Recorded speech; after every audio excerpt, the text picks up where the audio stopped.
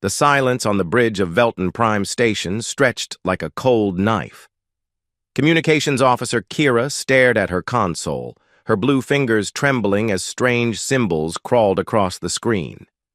The distress signal had been broadcasting. For 3 hours now, coming from the dead zones beyond the outer rim where no civilized species dared to venture. "Elder Thane," she called softly, her voice barely cutting through the usual hum of the monitoring station. "You need to see this." The elderly Velton leader approached with measured steps, his silver robes rustling against the metal floor. His large, dark eyes reflected the glow of the displays as he leaned over Kira's shoulder. The signal pattern made no sense according to any known communication protocols in the Galactic Council database. "How long has this been transmitting?" Thane asked, his voice carrying the weight of authority that had guided Velton Prime through 2 centuries of peace. 3 hours and 17 minutes, Kira replied, adjusting the frequency modulators. "But Elder, the signal is getting weaker. Whatever is sending this message is dying." The station's main translator unit worked frantically, comparing the alien transmissions against thousands of known languages. Warning lights blinked red as the system struggled to decode the desperate message. Finally, with a soft chime, words began appearing on the screen. "We are the last of the Harani people," the translation read.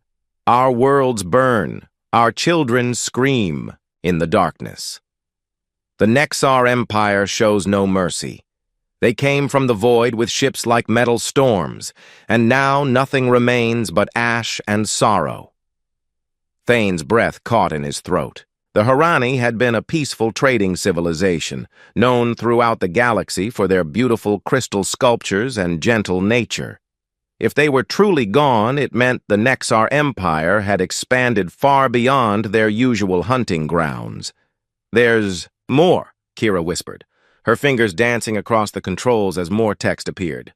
"They're talking about coordinates. They found something." The message continued to unfold, each word more terrifying than the last. The Harani described massive fleets of Nexar warships, each vessel the size of a city, moving through space like a plague of metal locusts. They spoke of worlds cracked open like eggs, their populations harvested for slave labor or simply eliminated for sport. But buried within the despair was something else. Hope, perhaps, or desperate madness.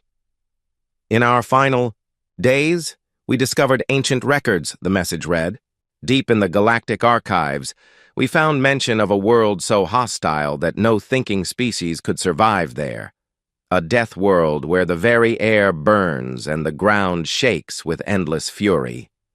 The coordinates are included in this transmission. Perhaps something lives there that can stop the darkness. Perhaps death itself will answer our call for justice." The transmission included a data packet containing stellar coordinates pointing to a system on the very edge of known space. The Galactic Council had marked it as uninhabitable centuries ago, a violent world orbiting a young star, plagued by storms and geological chaos. "They think something might live there?" Kira asked, her voice filled with doubt. "On a death world?" Before Thane could answer, the station's long-range sensors began screaming warnings. On the main display, a new contact appeared at the edge of their detection range. Then another. Then dozens more. "Nexar ships," Kira breathed, her face pale with terror. "They're following the signal." Through the view screen, they could see the approaching fleet. Dark ships with angular hulls moved through space like predatory fish, their weapon ports glowing with malevolent energy. The lead vessel was enormous, bristling with cannons that could level continents. On the bridge of that lead ship, Captain Dex studied the readings his sensors provided. The Nexar commander was tall and lean, his black armor adorned with the skulls of conquered species. His red eyes glowed with savage intelligence as he examined the intercepted transmission. "The Harani scum think they can call for help," he snarled to his bridge crew. They speak of a death world that might harbor some primitive species. How amusing. His lieutenant, a scarred veteran of 100 conquered worlds, approached with a data pad in his clawed hands. Captain, our analysis of the coordinates shows a system with a single habitable planet. Galactic records listed as Class 12 hostile environment. Nothing could evolve intelligence there, Dex laughed, a sound like grinding metal. Perfect. We'll follow this pathetic signal to its source and eliminate whatever primitive creatures might be hiding there. Then we'll finish cleansing this sector. Back, on Velton Prime Station, Thane made a decision that would change the course of galactic history. Despite the approaching Nexar fleet, despite the obvious danger, he ordered Kira to retransmit the Harani message toward the Deathworld coordinates. "Are you certain, Elder?" Kira asked, her hands hovering over the controls. "If something does live there, we'll be revealing their location to the Nexar as well. If there's even the smallest chance that world harbors something that can fight, back, we must take it," Thane replied. "The alternative is the extinction of every peaceful species in the galaxy." The transmission shot out into deep space, carrying with it the desperate plea of a dying civilization and the coordinates of their potential salvation. As the signal raced toward the unknown system, Velton Prime Station prepared for its final battle. Their shields powered up to maximum, their few defensive weapons came online, but everyone knew it would not be enough. The message traveled through the void, passing dead worlds and empty systems, until it reached a small blue planet orbiting, a yellow star. On the surface of that world, creatures that had evolved in constant struggle received the alien plea for help. In the depths of space, monitoring stations hidden in asteroid fields and behind lunar shadows detected the incoming transmission. Alert codes that had not been used for 300 years suddenly activated across an entire solar system. Deep beneath the surface of a red planet, massive doors began to open for the first time in centuries. On a small moon orbiting the blue world, Director Hayes stood in the control center of Luna Base, staring at the translated message with growing horror. The footage included in the transmission showed Nexar ships reducing entire worlds to glowing slag, children running through burning streets, civilizations that had taken millions of years to develop wiped out in mere days. Hayes was a tall woman, with gray hair and eyes that had seen too much war in her younger days. She had hoped never to use the red communicator that sat in its sealed case beside her command chair, but now she lifted it with steady hands. "This is Luna Base to all Deep Fleet commanders," she spoke into the device. "Code Red Emergency. Repeat, Code Red Emergency. Unknown hostile force threatening galactic extinction. All units prepare for immediate deployment." Across the solar system, responses came back immediately.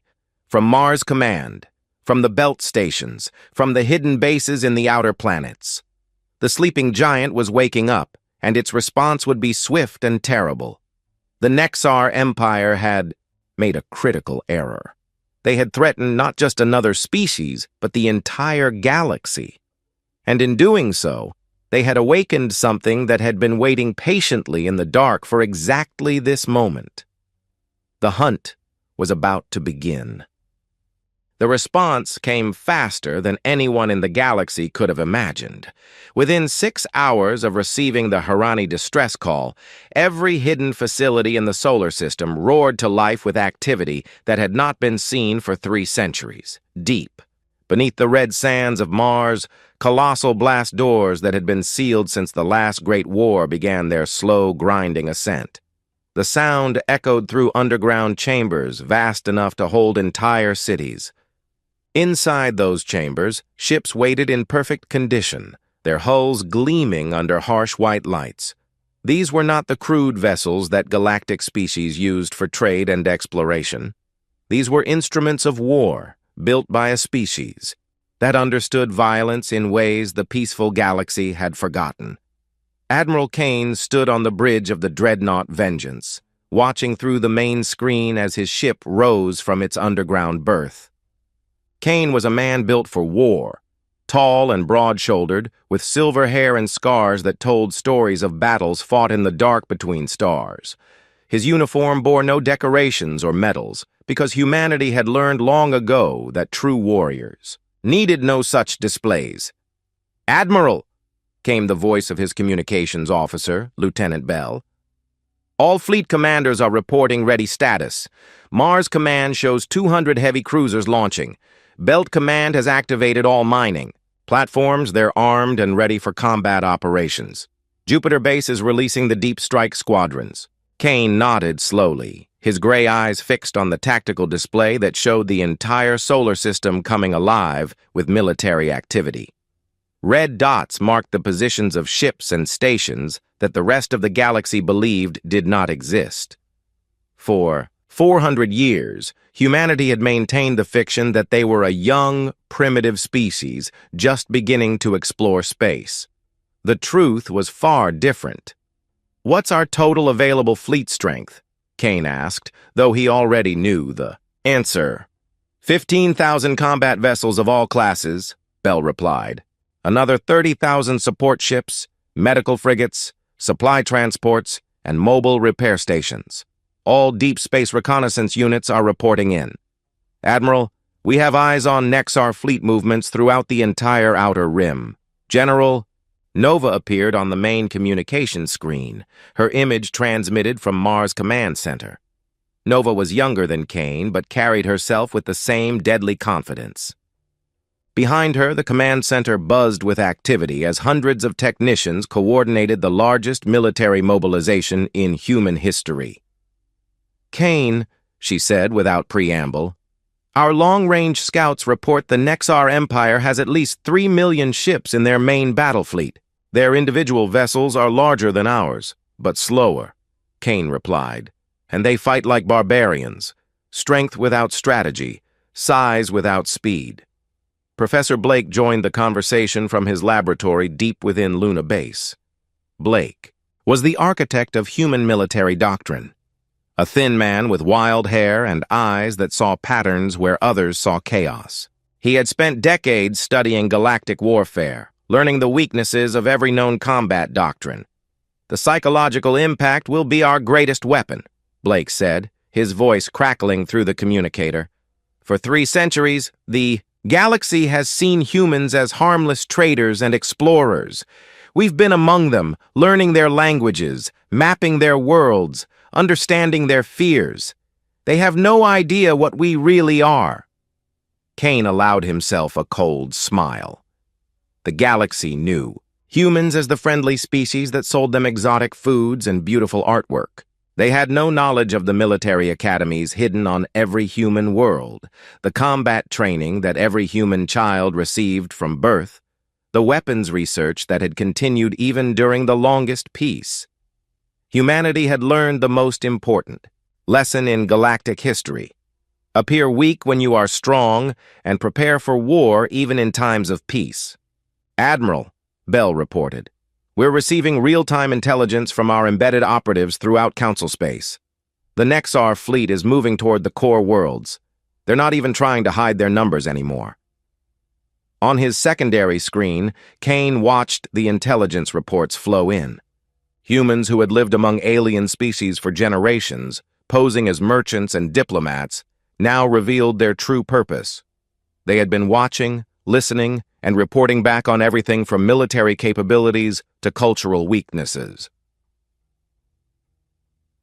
The Nexar Empire thought they were facing a galaxy of peaceful philosophers and traders. They had no idea they had awakened a species that had been preparing for this exact moment since they first reached the stars. "Orders, Admiral?" General Nova asked. Kane studied the tactical display one more time. The Nexar fleet was spread across. Dozens of systems confident in their overwhelming numbers. They fought like a mob, relying on brute force rather than strategy. It would be their downfall. "Begin Operation Silent Thunder," Kane commanded. "All stealth units move to pre-positioned coordinates. No ship moves alone, no target survives contact. We hit them everywhere at once, and we hit them so hard they forget what hope feels like." Across the solar system, human ships began their deadly dance.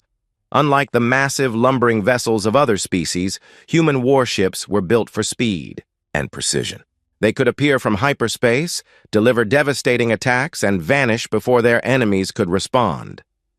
The asteroid belt, which other species had dismissed as empty rocks and ice, suddenly revealed itself to be the most heavily fortified region in known space. What galactic surveys had marked as mining stations were actually weapons platforms capable of destroying ships at impossible ranges.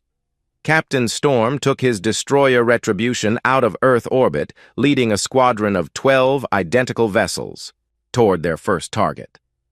Storm was a veteran of the border conflicts that the galaxy never knew about, the small wars that humanity had fought to protect their hidden colonies and secret bases. "Remember," he told his crew over the ship's communication system, "we're not just fighting for humanity. We're fighting for every species that wants to live free from the Nexar plague. Show them what humans do to those who threaten the innocent." The Retribution and her sister ships vanished into hyperspace, their destination a Nexar forward base that intelligence had identified as a key supply depot. The base commander had no idea that death was coming for him at impossible speed. Meanwhile, in the depths of space beyond Pluto, something else was stirring. The research station known only as Facility Zero had been working on projects so classified that only a handful of humans knew they existed. Director Walsh received his orders directly from Luna Base and began the activation sequence for humanity's most terrible weapons. As human fleets moved toward their targets, the galaxy began to change. On peaceful worlds throughout Council space, alien species looked up at their skies and wondered about the strange new stars that seemed to be moving through the darkness. The Nexar Empire had been hunting helpless prey for so long that they had forgotten what it felt like to be hunted in return. Captain Dex stood on the bridge of his flagship, studying reports from his forward scouts. Something was wrong. Ships were vanishing from the outer rim, entire squadrons simply disappearing without sending distress calls. At first, he had assumed it was equipment failure or navigational errors. Now he was beginning to suspect something else entirely. "Captain," his sensor officer reported, "we're detecting massive energy signatures from the system the Harani message pointed to. Whatever lives on that Deathworld, they're not primitive." Dex stared at the readings, his confidence beginning to crack. The energy output was beyond anything in Nexar records. It suggested technology more advanced than anything the Empire had ever encountered. For the first time in his long career of conquest and slaughter, Captain Dex felt something he had thought himself incapable of feeling: fear. The first strike came without warning at the Kronos Nebula, where a Nexar extermination fleet was in the process of destroying the peaceful world of Ashton VII. The planet's blue oceans were already boiling under the assault from orbital bombardment. Platforms when space itself seemed to tear open like fabric. 12 human destroyers emerged from hyperspace in perfect formation, their dark hulls seeming to absorb the light from nearby stars. Captain Storm watched from the bridge of the Retribution as his tactical display identified targets. 47 Nexar ships, including 6 heavy cruisers and a command dreadnought, hung in space around the dying world like vultures. "All ships, this is Storm," he spoke into his communicator with deadly calm. "Remember the Harani. Remember every innocent life these monsters have taken. No mercy, no prisoners, no survivors. The human ships moved like hunting wolves, their engines pushing them to speeds that seemed impossible for vessels of their size. The Nexar fleet, caught completely off guard, tried to turn their massive weapons toward the newcomers, but they were too slow, too clumsy, too confident in their overwhelming numbers. The Retribution fired first, its main cannon sending a beam of pure energy through the command bridge of the nearest Nexar cruiser. The alien ship exploded in a ball of fire that lit up the nebula like a new star. Before the wreckage had finished spreading, Storm's ship was already targeting its next victim. Lieutenant Cross, The Retribution's tactical officer coordinated the attack with surgical precision. Cross was young for his rank, but had studied every known battle in galactic history. He understood that the Nexar Empire fought like barbarians, relying on fear and overwhelming force rather than strategy. "Target their command vessels first," Cross called out to the weapons crew. "Cut off their coordination and they become a mob."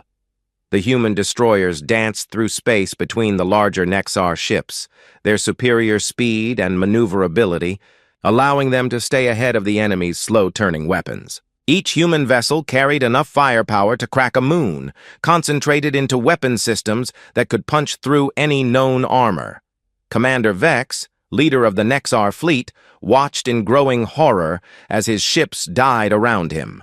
The attacking vessels were smaller than his cruisers but moved with impossible grace and precision. Their weapons seemed to ignore energy shields completely, striking through defenses that had protected Nexar fleets for 1,000 years. "What are these creatures?" Vex snarled, his clawed hands gripping the arms of his command chair. "How do they move so fast?" His sensor officer, a young Nexar who had never seen his empire defeated, stared at his readouts in disbelief. "Commander, their technology is beyond our understanding. Their engines produce no waste heat. Their weapons operate on principles our computers cannot analyze." The battle lasted exactly 17 minutes. When it was over, the Nexar extermination fleet had been completely destroyed. Not a single alien ship remained intact. The human destroyers, meanwhile, had suffered only minor damage to their shields. But Captain Storm was not finished. The Retribution and her sister ships descended toward the burning planet below, where Nexar ground forces were still hunting the surviving population. What happened next would become legend among the species lucky enough to survive it. Human dropships, sleek and deadly as their space-going cousins, punched through the planet's atmosphere carrying soldiers who had trained for war since childhood.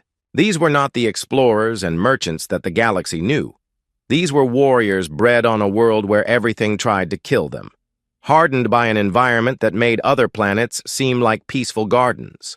The Nexar ground forces, confident in their superiority over any planet-bound resistance, found themselves facing an enemy unlike anything in their experience. Humans moved through the burning cities like ghosts, appearing from nowhere to strike with weapons that turned armor into vapor. They showed no fear of the larger, stronger aliens, attacking with a ferocity that bordered on madness. Within hours, the planet's surface was clear of Nexar forces.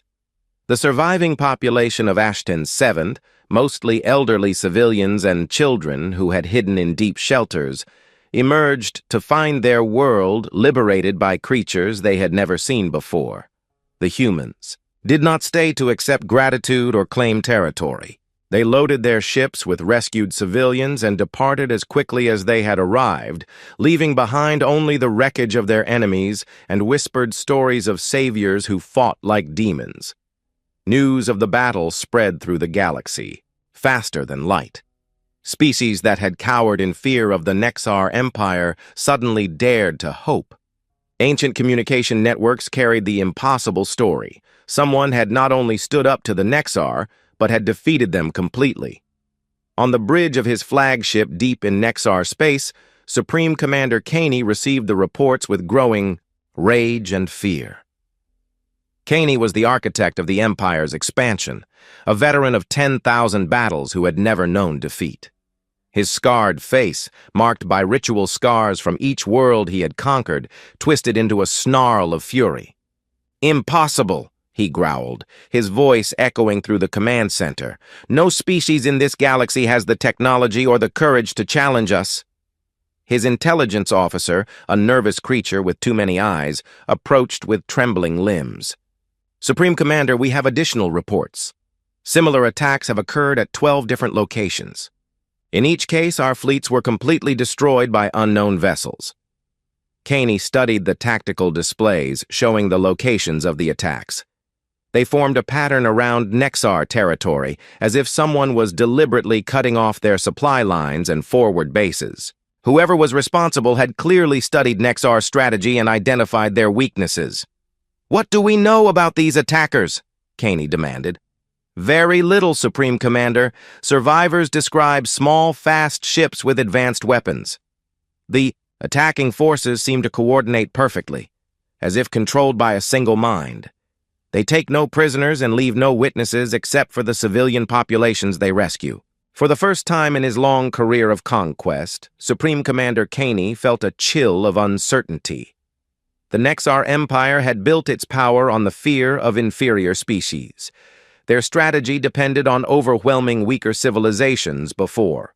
They could organize resistance, but this was different. Someone was hunting them with the same ruthless efficiency they had used against others. "Recall all forward fleets," Caney ordered. "Pull our forces back to the core worlds. We face an unknown enemy. And until we understand their capabilities, we cannot risk further losses." His subordinates stared at him in shock.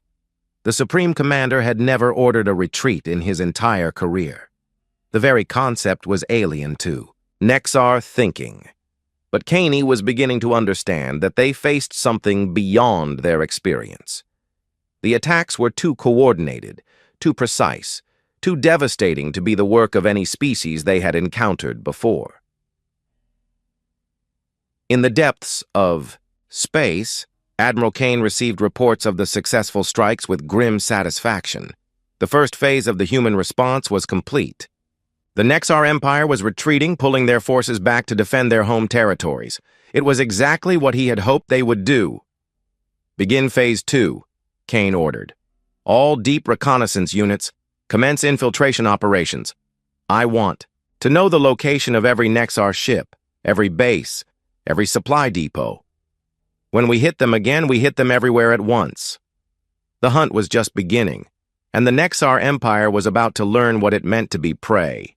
The Nexar Empire's retreat proved to be the worst mistake in their 1,000-year history of conquest. By pulling their fleets back to defend their core worlds, they had given humanity exactly what Admiral Kane needed: concentrated targets with nowhere to run. Deep within the asteroid belt, reconnaissance ships that had been gathering intelligence for centuries activated networks that spanned the entire galaxy.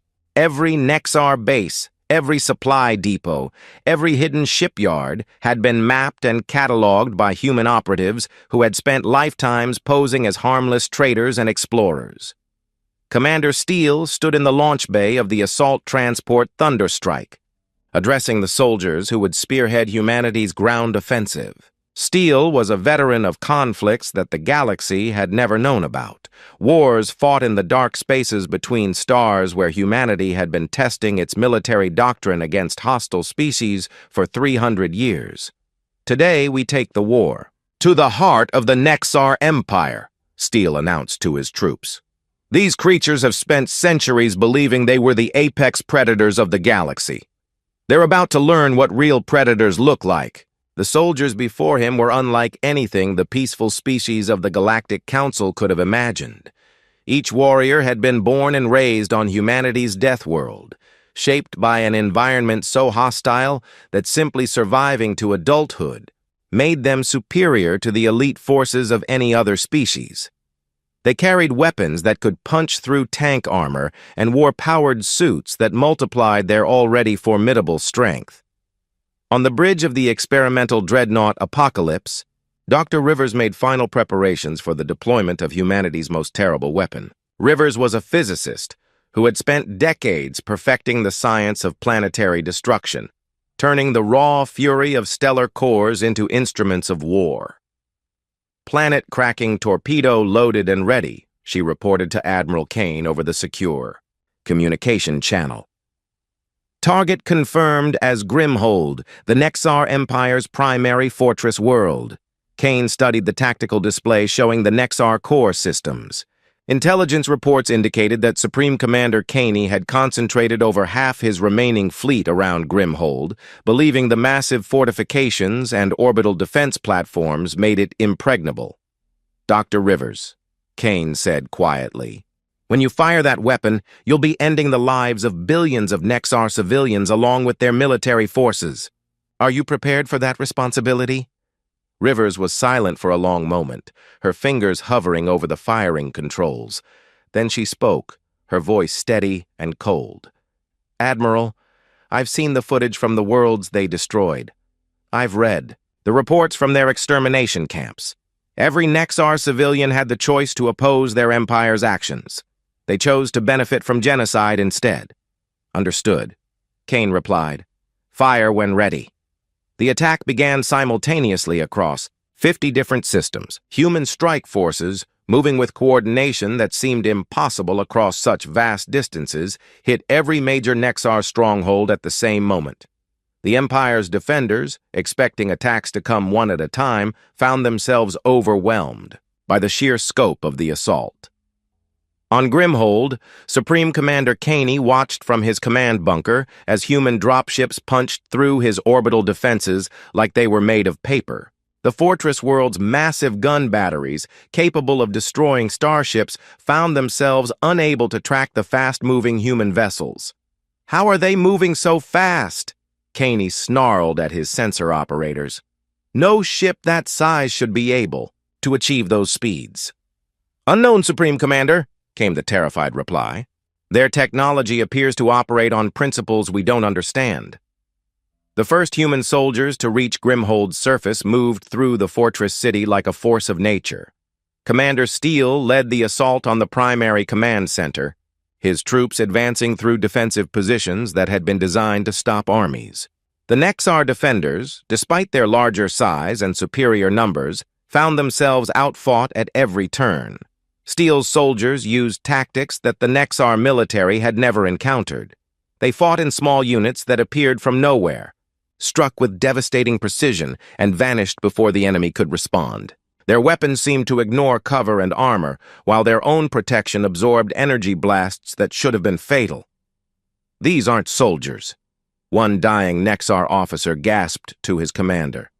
They're demons, in orbit above Grimhold, the dreadnought apocalypse, prepared to deliver humanity's final judgment.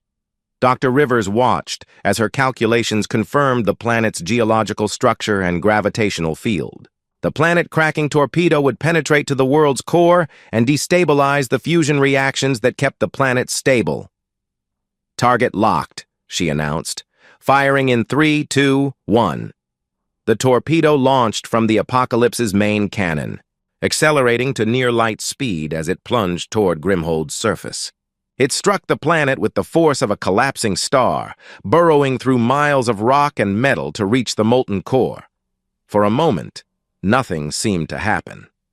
Then, the entire world began to shake. Supreme Commander Caney felt the tremors through the thick walls of his bunker. At first, he assumed it was just the bombardment from the human fleet. Then the shaking grew stronger, and he realized with growing horror that something far worse was happening. Sir, his communications officer reported, we're detecting massive seismic activity. The planet's core appears to be destabilizing. Through the bunker's reinforced windows, Caney could see cracks appearing in the fortress city's foundations. Massive buildings that had stood for 1,000 years began to crumble as the ground beneath them shifted and buckled. Evacuate all. Ships, Caney ordered. Get our people off the planet now. But it was too late. The planet-cracking torpedo had done its work too well. Grimhold was tearing itself apart from the inside out, its very core turned against it by human science. Commander Steele and his ground forces watched from their evacuation transports as the Nexar Empire's greatest fortress died beneath them. Entire continents cracked and split, revealing the molten interior that had been turned into a weapon against the planet itself. That's for every innocent world you destroyed, Steele said quietly as his ship pulled away from the dying planet. Across the galaxy, similar scenes played out on 50 different worlds. The Nexar Empire, which had seemed invincible just days before, found itself facing total annihilation. Their fleets were destroyed, their worlds were burning, and their leadership was dead or fleeing. But in the depths of space beyond the galaxy's edge, something else was taking notice. Ancient sensors that had been watching the Milky Way for millions of years detected the massive energy signatures of humanity's weapons. In the cold void between galaxies, vast intelligences that had devoured countless civilizations turned their attention toward this small spiral of stars. The Void Collective had been using the Nexar Empire as a test, probing the galaxy's defenses before the main invasion began. They had expected the Nexar to sweep through the peaceful civilizations like a plague, softening resistance for the true conquest to come. Instead, they had discovered something they had not encountered in eons of galactic consumption. A species that fought back harder than they had ever been attacked. On Lunabase, Director Hayes received a transmission that made her blood run cold. Deep space monitoring stations beyond the galactic rim had detected massive objects moving in the void. Ships, if they could be called that, larger than moons and older than civilizations. "Admiral Kane," she spoke into her emergency communicator, "we have a problem. The Nexar Empire wasn't acting alone. Something bigger is coming, and I don't think they're impressed by our show of force." Kane, standing on the bridge of his flagship as reports of victory poured in from across the galaxy, felt his moment of triumph turn to ash. Humanity had revealed its true strength to defeat the Nexar Empire, but in doing so, they had also revealed themselves to something far more dangerous. The real war was about to begin. The message came through every communication channel in the galaxy simultaneously, spoken in perfect versions of every known language, including several that had been extinct for millennia. The voice that delivered it was neither male nor female, neither young nor old, but carried the weight of eons and the cold certainty of entropy itself. "We are the Void Collective," the message began. "We have watched your galaxy for 10 million years, waiting for it to ripen. The species you knew as the Nexar Empire were merely our harvesting tools, sent to test your defenses and catalog your capabilities. They have failed in their task, but they have succeeded in revealing something far more interesting than we expected." Admiral Kane stood in the emergency command center deep beneath Luna Base, surrounded by holographic displays showing the massive objects approaching from intergalactic space. Each ship was the size of a small moon, their hulls black as the void between stars. There were hundreds of them, moving in perfect formation toward the Milky Way. "We had expected to find the usual collection of primitive civilizations, squabbling over resources and territory," the voice continued. "Instead, we have discovered something that has not existed in this universe for 3 billion years. A species capable of true warfare. You intrigue us, humans of the Deathworld.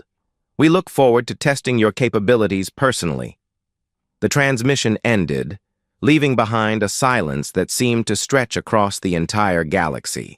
In the command center, Kane's staff looked to him for orders, but for the first time in his long career, the Admiral found himself facing an enemy beyond anything in human experience. Engineer Walsh arrived from the deepest levels of Luna Base, her face pale with exhaustion and fear. Walsh had spent the last 3 days preparing humanity's final contingency plan, the weapon system that they had hoped never to use. "Admiral," she reported, "the Omega Protocol is ready for deployment, but I have to warn you, if we activate it, there's no going back. We'll be committed to a course of action that will change humanity forever." Kane studied the approaching fleet on his displays. The lead ships were already crossing into the galaxy's outer rim, moving at speeds that defied known physics. Their hulls absorbed all electromagnetic radiation, making them appear as holes in space itself. "What exactly is the Omega Protocol?" asked Captain Reed, the youngest officer in the command center. Reed represented the next generation of human, military leadership, trained from birth for a war that they had hoped would never come. Walsh brought up a schematic that showed the entire solar system transformed into a massive weapon. "We turn our Deathworld into the ultimate trap. Every volcano, every earthquake fault line, every storm system becomes part of a planetary defense grid. The entire biosphere becomes a weapon. And the cost? Kane asked, though he already suspected. The answer: Earth becomes uninhabitable for organic life. The atmospheric changes required to power the defense system will make our homeworld toxic to everything that evolved there. We'll have to evacuate the entire population to our colonies. The weight of the decision pressed down on Kane like the gravity of a collapsing star. Humanity would survive in their scattered colonies throughout the galaxy, but they would lose the world that had forged them into the warriors they had become. Before he could respond, new contacts appeared on the tactical display. Ships from across the galaxy were approaching Earth, not as invaders, but as allies. The peaceful species of the Galactic Council, inspired by humanity's defeat of the Nexar Empire, had finally found the courage to fight back against extinction. Elder Thane of Velton Prime was among the first to arrive, his ship carrying refugees from a dozen destroyed worlds. Behind him came the crystal ships of the surviving Harani, their hulls still bearing the scars of Nexar attacks. From every corner of the galaxy, species that had lived in fear for generations now rallied to humanity's banner. Their offering to help, Captain Reed reported, his voice filled with wonder. Every species in the Council is sending ships, supplies, whatever they can spare. Kane watched the growing fleet of alien vessels take positions around Earth's orbital defenses. Most were civilian transports hastily converted for war, their crews untrained in combat, but burning with the desire to strike back at their oppressors. They would not last long against the Void Collective's advanced technology, but their presence meant something far more important than military strength. For the first time in galactic history, every civilized species was united against a common threat. The Harbinger arrived first, its massive bulk blotting out entire star systems as it approached the solar system. The ship was impossibly ancient, its hull bearing the scars of battles fought when the universe itself was young. On its bridge, if it could be called that, the entity known as the Harbinger studied the defensive fleet with something resembling amusement. The Harbinger had consumed 1,000 galaxies, each time following the same pattern. Send probe forces to test defenses, catalog the strongest species, then arrive with overwhelming force to harvest everything of value. Resistance was always brief and usually pointless. But this galaxy was different. The species that had destroyed their Nexar pawns showed technology and tactics beyond anything in the Collective's vast databases.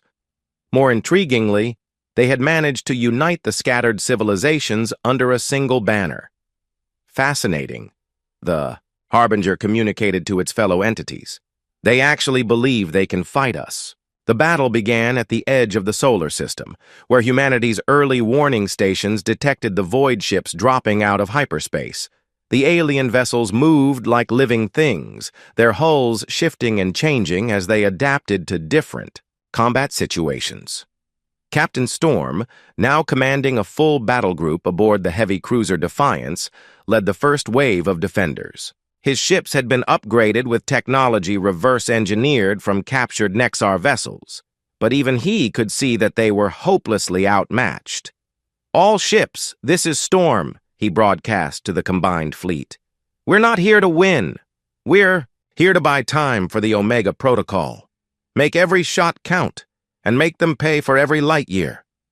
The human ships struck with their usual precision and speed, but their weapons barely scratched the adaptive hulls of the void vessels. The alien ships responded with beams of pure entropy that aged human ships decades in seconds, turning steel to rust and electronics to dust. One by one, the defending ships fell back toward Earth, selling their lives dearly to slow the enemy. Advance. The alien volunteers fought with desperate courage, their converted civilian vessels throwing themselves against enemies that could have snuffed out suns. On Earth's surface, the Omega Protocol began its final activation sequence. Every tectonic plate became a weapon, every ocean current a delivery system for energies that could crack moons. The planet's magnetic field restructured itself into a massive particle accelerator that used the entire world as its barrel. The cost was immediate and terrible. Earth's blue skies turned the color of molten copper as the atmosphere became saturated with exotic particles. The oceans began to boil as thermal vents opened across the seafloor. Every living thing on the planet's surface died within hours, but their sacrifice powered defenses that could challenge gods. The Harbinger reached Earth's orbital space just as the planetary weapon system achieved full activation. For the first time in eons, the ancient entity felt something it had forgotten was possible. Surprise.